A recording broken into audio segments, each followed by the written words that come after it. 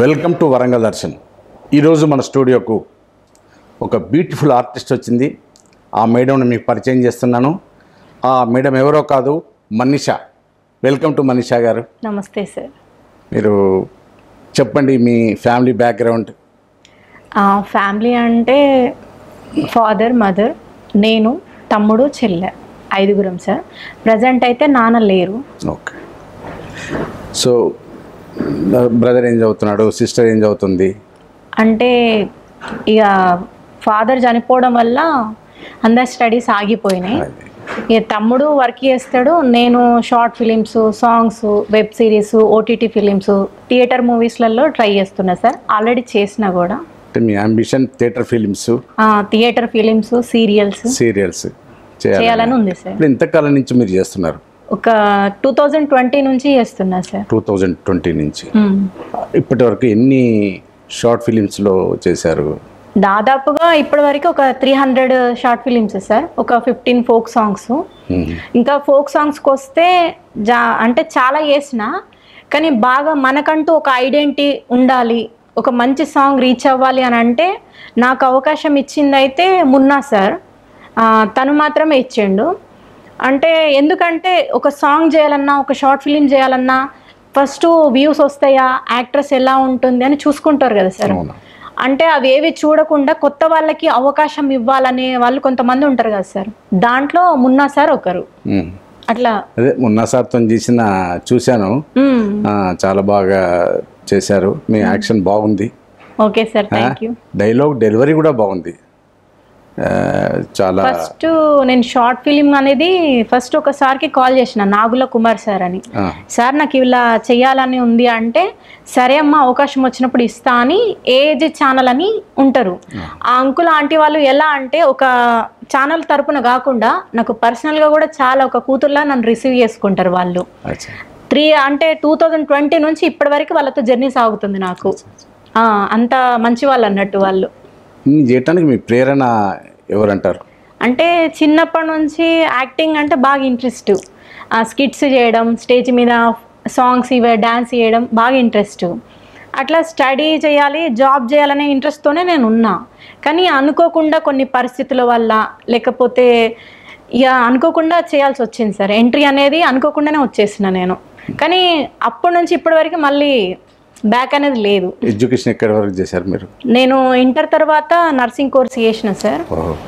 కానీ డాడీ చనిపోవడం, family problems వల్ల ఆగిపోయింది. అంతా స్కూలింగ్ అంతా కరీంనగర్లో? లేదు సార్, మేము 15 years హైదరాబాద్లో ఉన్నాం. అక్కడే స్టడీ అంతా అక్కడే చేసిన సార్. అంటే ఛానల్గా మీరు యాంకర్ కూడా చేశారు కదా, ఏ ఛానల్లో చేశారు? అవును సార్, న్యూస్ రీడర్గా చేసిన, వరంగల్లో దీక్ష టీవీలో చేసిన. దాంట్లో మాజీ ఎమ్మెల్యే అయిన నన్నపునేని నరేందర్ గారు, ఇంకా ఐలు రమేష్ సార్, సీనియర్ జర్నలిస్ట్ అయిన వాళ్ళిద్దరూ నాకు అవకాశం ఇవ్వడం జరిగింది. అక్కడ చేసిన సార్. ఇప్పుడు ప్రజెంట్ ఫ్రీలాన్సింగ్గా పొలిటికల్ ఫ్యాక్టరీలో చేస్తున్నా సార్. Very good. సో ఈ రెమ్యునరేషన్ మీకు సరిపోతుందా? మీకు ఎట్లా అనిపిస్తుంది? How do you feel? అంటే చేసిన దానికంటే అంతమంది వస్తుందా మీరు ఫీల్ అవుతున్నారా ఇప్పుడు? ఎందుకంటే మీరు చెప్పిన దాని ప్రకారం ఫ్యామిలీ బర్డెన్స్ కూడా మీ మీద కొంత ఉన్నట్టుగా తెలుస్తున్నది. అవును సార్, కొంత కాదు, చాలా దాదాపు వరకు నేనే మెయింటైన్ చేయాలి. అంటే ఎందుకు మేడం చాలా మంది కూడా ఆర్టిస్టులు వాళ్ళ ఫ్యామిలీ బర్డెన్స్ అన్నీ వాళ్ళ మీద పడి వాళ్ళే పాపం వాళ్ళకు యాక్ట్ చేసుకుంటూ ఇది చేస్తున్నారు. What is the reason? I think so. అంటే కొంతమందికి మ్యారేజ్ తర్వాత వాళ్ళ ప్రాబ్లమ్స్ బట్టి వాళ్ళు వస్తున్నారు సార్. నాకైతే ఎవరి ఫోర్స్ లేదు. అమ్మ కానీ నాన్న కానీ నువ్వు పెట్టాలి, చెయ్యాలి అని ఏం లేదు. కాకపోతే నాకు నేను తీసుకున్న రెస్పాన్సిబిలిటీస్ అవన్నీ ఇదే సార్. నాకు నేను నిర్ణయం తీసుకున్నా, అంటే నా ఫ్యామిలీ అనేది నేను చూసుకోవాలి. అంటే ఒక అమ్మాయిగా బయట ఒక అమ్మాయి అడుగు పెడుతుంది అంటే ఒకటి తనకున్న ఆశయాలు నెరవేర్చుకోవడానికి, తనకంటూ ఒక గుర్తింపును తెచ్చుకోవడానికి, లేదంటే ఫ్యామిలీ అనేది బయటికి తీసుకొస్తుంది సార్. కానీ ఏ అమ్మాయి అనేది ఈజీగా బయటికి రాదు కదా, చాలా ఫేస్ చేయాల్సి వస్తుంది ఇంట్లో కానీ బయట కానీ. ఏం పర్లేదు మేడం, చెయ్యాలనే ఆరాటం, ఆకాంక్ష, కోరికలు ఉంటే తప్పకుండా చేయొచ్చు, ప్రాబ్లం ఏం లేదు. మనం తప్పు చేయట్లేదు, అవును ఇట్స్ ఎ గుడ్ ఆర్టిస్ట్. మీరు చిన్నప్పటి నుంచి కూడా కాలేజీలో స్కూల్లో మీరు యాక్టివ్గా మీరు పార్టిసిపేట్ చేస్తున్నారు కాబట్టి వీటిల్లో కూడా యాక్టివ్గా పార్టిసిపేట్ చేయొచ్చు. మీ మదర్కి హెల్ప్ఫుల్ చేసినట్టు ఉంటుంది, అటు సిస్టర్ బ్రదర్ని చూసుకున్నట్టు ఉంటుంది. దానికి నా ఎంకరేజ్ చేయటమే మనకు అది. అంటే మా ఫ్యామిలీ బ్యాక్గ్రౌండ్ వచ్చేసి ఎట్లా ఉంటుంది అంటే సార్, అందరు ఎడ్యుకేటెడ్. ఈ రోజులలో ఎవరు అయినా కానీ డిసప్పాయింట్ చేయాలనే చూస్తారు, కానీ ఎంకరేజ్ చేసే వాళ్ళు చాలా తక్కువ ఉంటారు కదా సార్. అంటే దేంట్లోనే మంచి ఉంటుంది, చెడు ఉంటుంది. కానీ ఫ్యామిలీ బ్యాక్గ్రౌండ్లో అంటే అమ్మాయి ఇంట్లోకి వెళ్ళి బయటికి వెళ్ళొద్దు, తనకి ఇంటర్ అయిపోయిందంటే మ్యారేజ్ చేసేయాలి, హయ్యర్ స్టడీస్ వద్దు వాళ్ళకి, అమ్మాయి కదా అన్నట్టు చూస్తారు. మా ఫ్యామిలీ అట్లా బ్యాక్గ్రౌండ్ అట్లా ఉంటుంది సార్. అలాంటి బ్యాక్గ్రౌండ్ నుంచి నేను అనుకోకుండా ఈ ఫీల్డ్కి రావడం జరిగింది. ఏం పర్లేదు మేడం, ఇవాళ రేపు అమ్మాయిలు చదవద్దని ఇట్లాంటిది లేదు. చూసింది కదా ఇవాళ ల్యాండ్ అయింది. అవును, సునీత విలియమ్స్ ఎంత బ్రహ్మాండమైన ఇది తీసుకున్నది. ఎవ్వరు కూడా మీకు మంచి, మొన్ననే మహిళా దినోత్సవం జరిగింది. మహిళలు ముందుకు రావాలి, ముందుకు పోవాలి, మమ్మల్ని ఎవరో ఇదవుతున్నారనే ఫీలింగ్ రావద్దు, చేయాలి. మీకు ఇన్ని చేశారు కదా, దీంట్లో మీకు పేరు తెచ్చింది. కానీ మీకు నచ్చిన ఏ టెలిఫిలిం, ఏ సాంగ్ మీకు నచ్చింది? సాంగ్సా సార్? సాంగ్లో చెప్పండి, దీంట్లో చెప్పండి. అంటే చాలా చేసినాం కాబట్టి అన్నీ అంటే మనసు పెట్టి ఆ క్యారెక్టర్కి ఫస్ట్లో మైండ్లో డిసైడ్ అయ్యి ప్రాణం పెట్టి ప్రతి ఒక్కటి చేయడం జరుగుతుంది సార్. దాంట్లో అంటే నాకు తగ్గట్టు క్యారెక్టర్స్ ఒక చాలా రేర్గా వచ్చినాయి సార్. ఒక నందిని అనే షార్ట్ ఫిలిము, అది సినిమాటిక్గా తీసారు అన్నట్టు, గోదావరి కని డైరెక్టర్ గారు. అది ఎట్లా అంటే తెలంగాణ ఆంధ్రలో కలిపి 3 అవార్డ్స్ వచ్చినాయి సార్ దానికి. ఆ ఓన్లీ షార్ట్ ఫిలిం అనుకున్న వాళ్ళు ఈరోజు అది ఓటీటీ ఫిలింగా అయింది సార్. అట్లా ఎన్ని అవార్డ్స్ వచ్చినాయి మీకు? అవార్డ్స్ అంటే తక్కువ, కానీ ఇక ఎక్కడికి వెళ్ళినా కానీ ఒక గుర్తింపు, సన్మానాలు చేయడం ఇవి జరుగుతూ ఉంటాయి సార్. Very good. కానీ మా ఫ్యామిలీ తరపున వస్తే మాత్రం ఎవరైతే నన్ను వద్దు అన్నారో ఇప్పుడు వాళ్ళు ఏం మాట్లాడకుండా సైలెంట్గా ఉన్నారు సార్. వాళ్ళకు కూడా అర్థమైపోయింది. అంటే ఏదో సినిమా ప్రపంచం అంటే ఏదో ఉంటుంది, ఏదో జరుగుతుందనే ఊహల్లో ఉంటారు కదా సార్. కానీ రియాలిటీ ఏందనేది వాళ్ళ దగ్గర నుంచి చూసిన తర్వాత, ఓహో ఈ అమ్మాయి ఫ్యామిలీ బాధ్యతలన్నీ తీసుకుంది తిను. అంటే ఆల్మోస్ట్ ఎట్లా అంటే మా అమ్మ చేయలేని బాధ్యతలు కూడా, మా నాన్న చేయలేని బాధ్యతలు కూడా అన్నీ నేను ముందుంటే చూసుకుంటా సార్. తమ్ముడు కూడా ఉంటాడు, కానీ అందరికి ధైర్యం చెప్పాల్సిన బాధ్యత నాదే అని నేను అనుకుంటా సార్. మనీషాలోనే ఉంది మనీ ప్లస్ షీ. మనీష అంటే మనీ కోసం మీరు చేస్తున్నటువంటి పోరాటం, దానికి తోడు మీకు ఇంట్రెస్ట్ కూడా, సబ్జెక్ట్ ఇంట్రెస్ట్ లేనిది.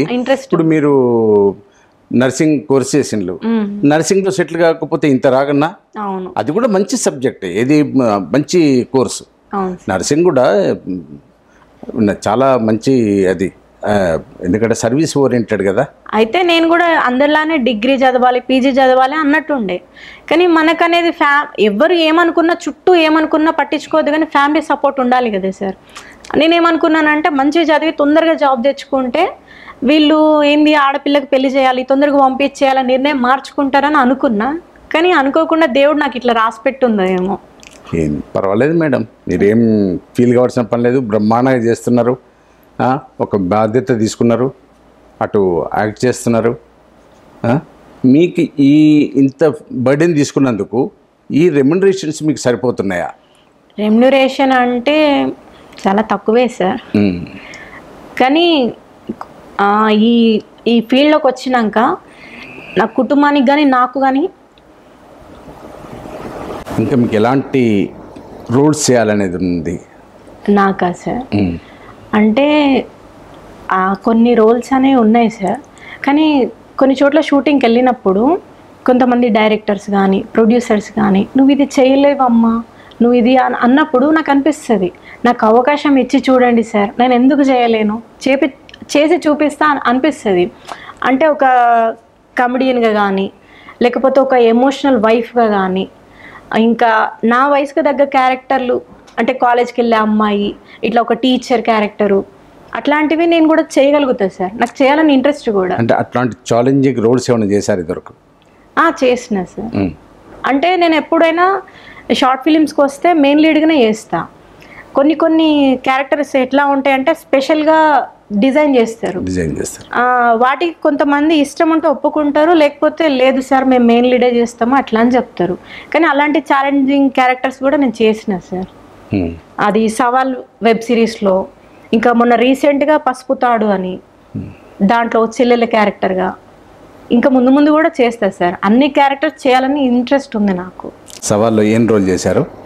అది ఒక సిటీ అమ్మాయి అమెరికా నుంచి అట్లా హైదరాబాద్ నుంచి ఒక సిటీ అమ్మాయి వస్తే ఎలా ఉంటుంది, ఒక పల్లెటూరులో ఎలా రిసీవ్ చేసుకుంటారు.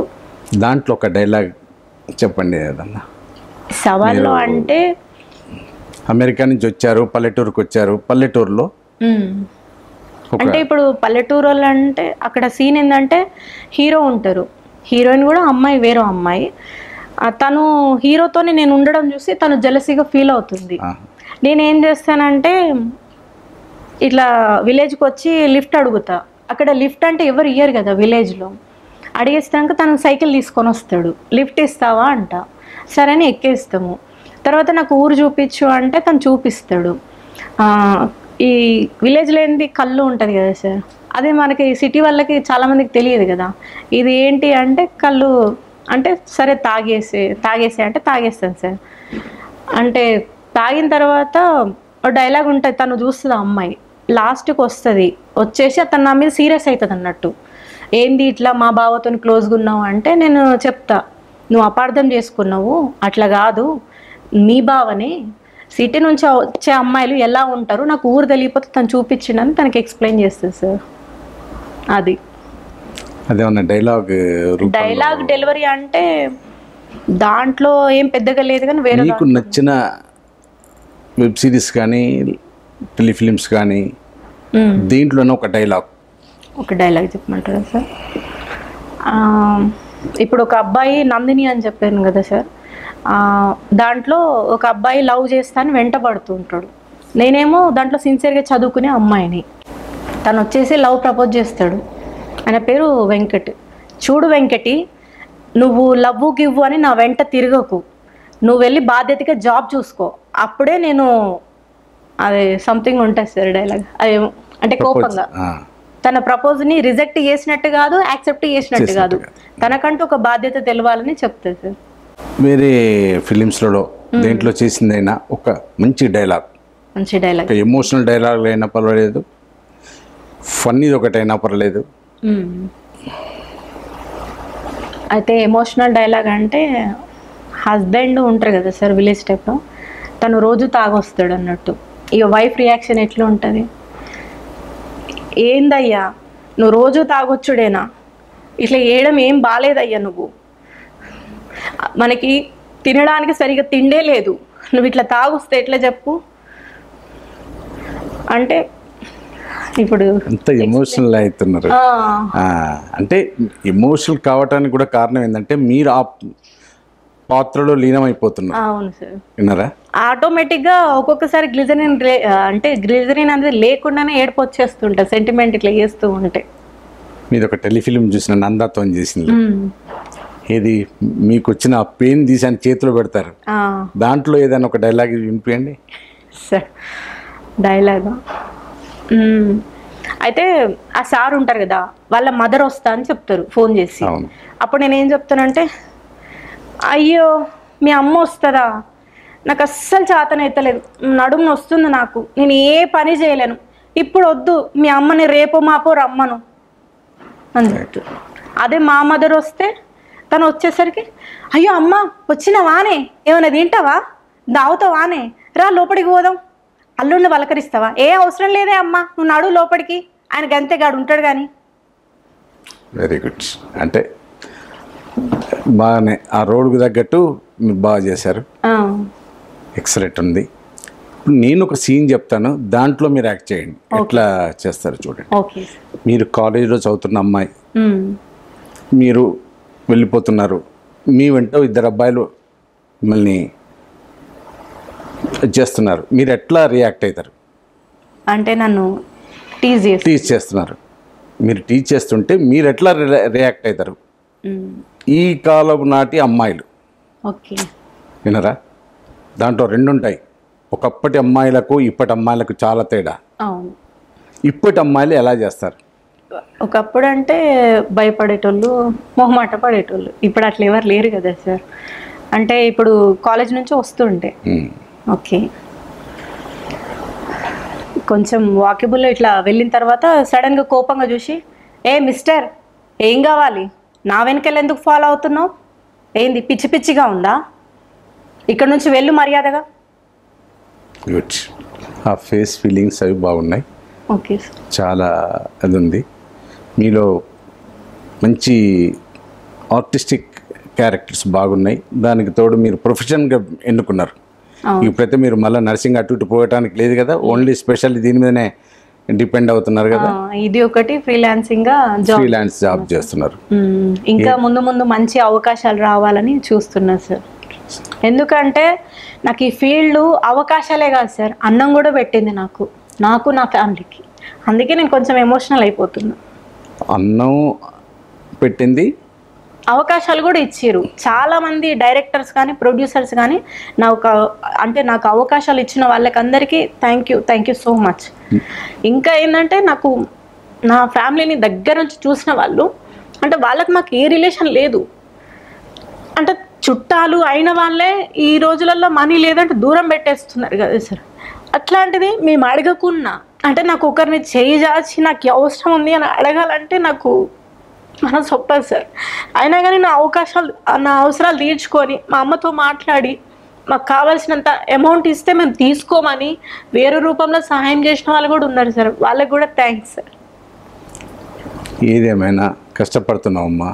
కష్టపడుతున్నప్పుడు ఈ రోజు కాకపోయినా ఓ రోజైనా వస్తుంది. మీరు ఎమోషనల్ కావద్దు. ఫాదర్ లేకున్నా మీరు ఫ్యామిలీని నడిపిస్తున్నారు కాబట్టి ఇంకా బాగా చేయాలని, మీకు ఫ్యూచర్ రావాలని మనసారా కోరుకుంటున్నాను.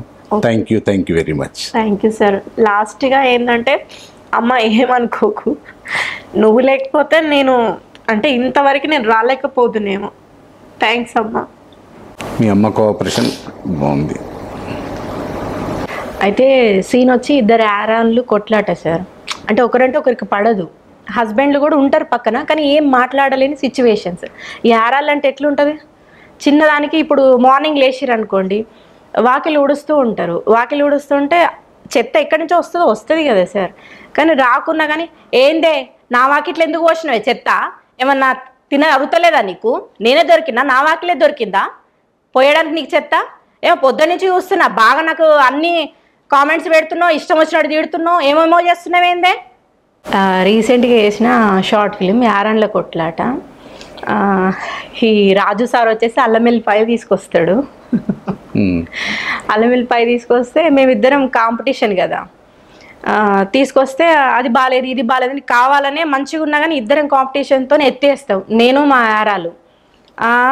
కొంతమంది తలకాయలు ఉంటాయి, తలకాయలకు రంగు వేసుకొని మరి పడుసు లెక్క మస్తు నాటకాలు చేస్తారు. అంటే ఆమె కూడా ఆపోజిట్ డైలాగ్ అంటది కదా, సాల్తీ మాగొన్నవుతి, భూమి పుట్టినప్పుడు పుట్టినవు, ఇంకా నీకు వయసు వస్తలేదా, ఇంకా కుర్ర పిల్ల లెక్క ఓ చీరలు కట్టుకొని తిప్పుకోబడుతున్నావు ఏమో అని నేను అంటా సార్. ఇంకొకటి ఏంటంటే హస్బెండ్ని అంటే తింగర్ వైఫ్ ఉంటుంది కదా, తను మొబైల్ పెట్టి తను ఆట పట్టిద్దాం అనుకుంటుంది. అయితే కావాలని తను కూర్చుంటే కాలుతో తంతుంది అన్నట్టు, కూర్చోగానే చేరుదనేసి హే సక్సెస్ మంచిగా అయింది అంటే తను అంటాడు, ఏ తింగరదానా ఏందే సక్సెస్ అని అంటే, ఏం లేదు నువ్వు లుంగి ఇప్పేసినావు కదా, తన్నినా కదా, కింద పడ్డావు కదా, అందుకే టిక్ టాక్ పెట్టినా నేను. టిక్ టాకా అని తను అంటాడు. అదేనండి టిక్ టక్ పెట్టినా హే సక్సెస్ అని నేను అంటా సార్. వెరీ గుడ్ చాలా బాగుంది. టిక్ టాక్లు కూడా బాగా చేశారా? గుడ్. అదే అయితే మూవీలో సార్ తింగర్ వైఫ్ సుమన్ ఐడియా ఉందా, శంకర్ తను హస్బెండ్, సింగర్ వైఫ్ నేను. సో మా వరంగల్ దర్శన్ ప్రేక్షకులకు మీరిచ్చే సందేశం చెప్పండి. Welcome to Warangal Darshan TV.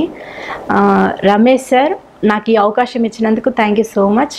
ఇంకా నాలాగా కష్టపడుతూ ఫ్యామిలీని ముందుకు తీసుకెళ్లాలని ఎవరైతే యాక్టర్స్ కానీ లేకపోతే ఇంకా ఏ ఫీల్డ్లో ఉన్నా సరే వరంగల్ దర్శన్ టీవీ చాలా ఎంకరేజింగ్ చేసి ఇట్లాంటి ఇంటర్వ్యూస్ ఇవ్వడం నాకు చాలా సంతోషంగా ఉంది. ఇంకా మీరు కూడా ముందు ఇట్లా వచ్చి సపోర్ట్ చేయాలని నేను అనుకుంటున్నా. Thank you so much Raju garu. Sir thank you so much sir. Thank you very much. అందరికీ నమస్తే అండి. నేను మీ Manisha, actress. Please subscribe to Warangal Darshan TV. Like చేయండి, షేర్ చేయండి, కామెంట్ చేయండి.